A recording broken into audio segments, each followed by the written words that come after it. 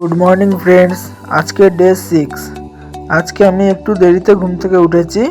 এখন বাজে সকাল 8:30 আর এখন আমি ঘুম থেকে উঠলাম। ঘুম থেকে উঠেই দেখি আমার বোন রসুন লাগিয়েছিল, তো সেই রসুনের আবার চারা বেরিয়েছে। ওগুলো দেখতে দেখতেই তারপর ঘরে আসি। ঘরে এসে দেখি মা রান্না বান্না শুরু করে দিয়েছে। মা আর বোন দুজনেই মিলে রান্না করছে।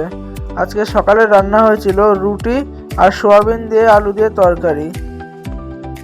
আমি ব্রাশ করে ঘরে আসি আর দেখি মা সকালের খাবার বেড়ে রেখেছে, রুটি দিয়ে আলু দিয়ে সোয়াবিন দিয়ে তরকারি। আর এই যে আমার বোন ফোন দেখার এত নেশা হয়ে গেছে যে বাটি থেকে তরকারি শেষ তাও ওর মনে নেই। ব্যাস খাওয়া দাওয়া করে থালা রেখে দিই। আর এদিকে বোন রেডি হয়ে যায় স্কুলে যাওয়ার জন্য। ব্যাস ওকে নিয়ে আমি স্কুলের দিকে রওনা হই।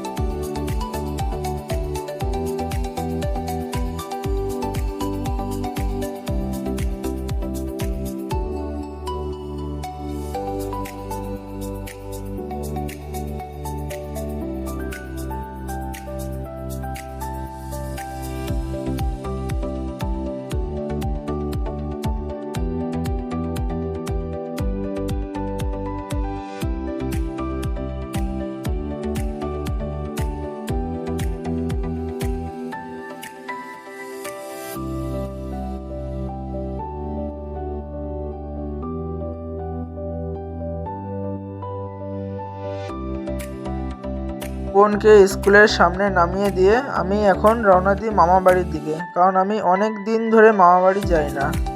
আজকে মামা বাড়ি যাচ্ছি কারণ এখন বাজে 10:20 আর আমার 11টায় ট্রেন আছে। আমি যাব বহিরগাছি স্টেশনে দাঁতের ডাক্তার দেখাতে। ওই জন্য ভাবছি এতটা সময় স্টেশনে বসে না থেকে স্টেশনের সাইডে আমার মামা বাড়ি আছে, তো মামা বাড়িতে চলে যাচ্ছি। চলো দেখা হচ্ছে মামা বাড়ি গিয়ে।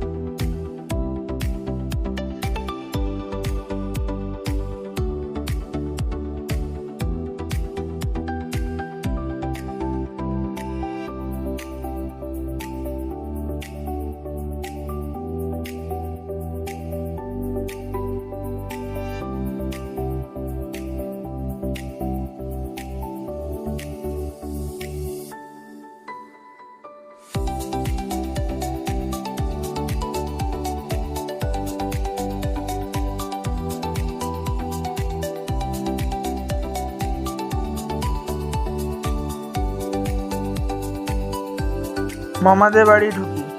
মামাদের বাড়ি ঢোকার সময় দিদা বুঝতে পারে যে আমি এসেছি আজকে। দিদা বাইরে থেকেই বলে, সবাই বরণ ডালা নিয়ে আসো, মিলন এসছে। ব্যাস আমি যখনই ঢুকি তখনই মামি বেরিয়ে যাচ্ছে মামির দোকানের দিকে। আগের দিন মামির দোকান দেখেছিলাম, মামির বিউটি পার্লারের দোকান আছে, মামি ওই জন্য রওনা হচ্ছে।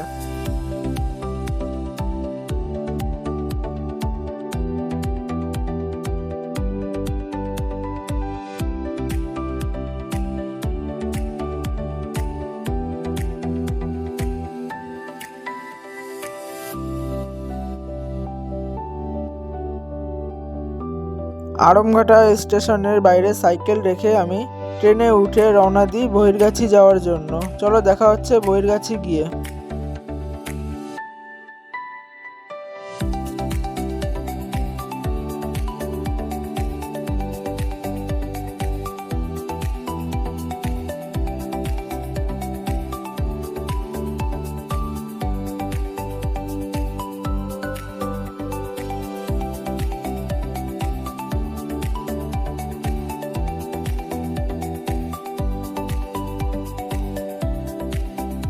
আড়মঘাটা স্টেশনের পরের স্টেশন এটা বহিরগাছি হল্ট। এখন আমি চলে আসি বহিরগাছি হল্ট স্টেশনে। এখান থেকে হেঁটে 5 মিনিট গেলে ওই দাঁতের ডাক্তারখানাটা দেখা যাবে। প্ল্যাটফর্ম থেকে নেমেই আমি হেঁটে যাচ্ছি দাঁতের ডাক্তারের দোকানে। চলো দেখা হচ্ছে ওখানে। বগুড়ার যে কোনো প্ল্যাটফর্ম থেকে নেমে ডান দিকে 5 মিনিট হেঁটে গেলেই একটা গেট পড়ে, ওটাকে বহির্গাছি 1 নম্বর গেট বলে চেনে। ওই গেট থেকে একটুখানি এগিয়েই বাঁ সাইডে একটু গলি গেছে, ওই গলিতে ঢুকেই দাঁতের ডাক্তারখানা।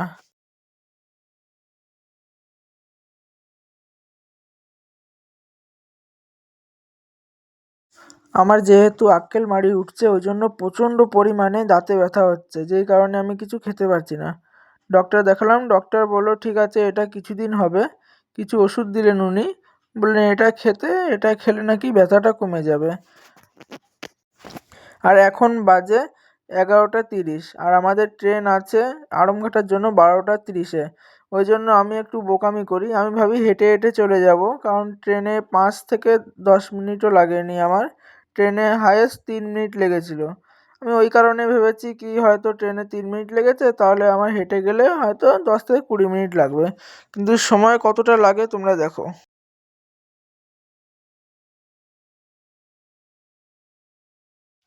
বন্ধুরা, কন্টিনিউ আধা ঘন্টা ধরে আমি হাঁটছি। আমি ভেবেছিলাম বৈরগাছি থেকে আড়ংঘাটা স্টেশন ট্রেনে 2 মিনিট থেকে 3 মিনিট লাগে। আমি ভেবেছিলাম সেখানে হেঁটে হয়তো 10 থেকে 20 মিনিট লাগবে, কিন্তু এই যে আধা ঘন্টা হয়ে গেল এখনও স্টেশন দেখা যাচ্ছে না। আর প্রচণ্ড হাঁফিয়েও গেছি, কারণ কন্টিনিউ এই রেল লাইন দিয়ে হাঁটা মানে বুঝতেই পারছো, কন্টিনিউ হেঁটেই যাচ্ছি এইভাবে আমি। চলো দেখি আর কতটা সময় লাগে।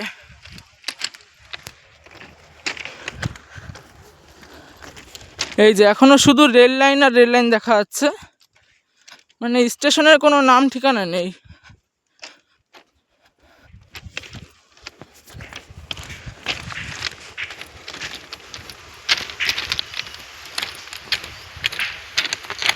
আমিও কন্টিনিউ হেঁটেই যাচ্ছি, কোনো দাঁড়াবো না, কোথাও দাঁড়াবো না। দেখি টানা হেঁটে আমার কতটা সময় লাগে সেটা তোমাদেরকে জানাচ্ছি, সাথে থাকো। পুরো পাক্কা 40 মিনিট হাঁটার পরে আমি আড়ংঘাটা স্টেশনে আসি। আর আমার ল্যাপটপটা দোকানে দেওয়া ছিল, কারণ ল্যাপটপের কিবোর্ডটা খারাপ হয়ে গেছিলো। ওই ল্যাপটপটা আজকে নিতে এসেছি এই যে এই দাদার দোকানে। এই দাদার নাম অরূপ।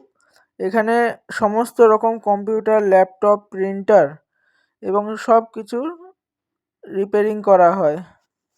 তোমরা চাইলে দাদার সাথে যোগাযোগ করতে পারো। ব্যাস, ল্যাপটপটা নিয়ে আমি সোজা বাড়ির দিকে রওনা দিই। চলো দেখা হচ্ছে বাড়ি গিয়ে।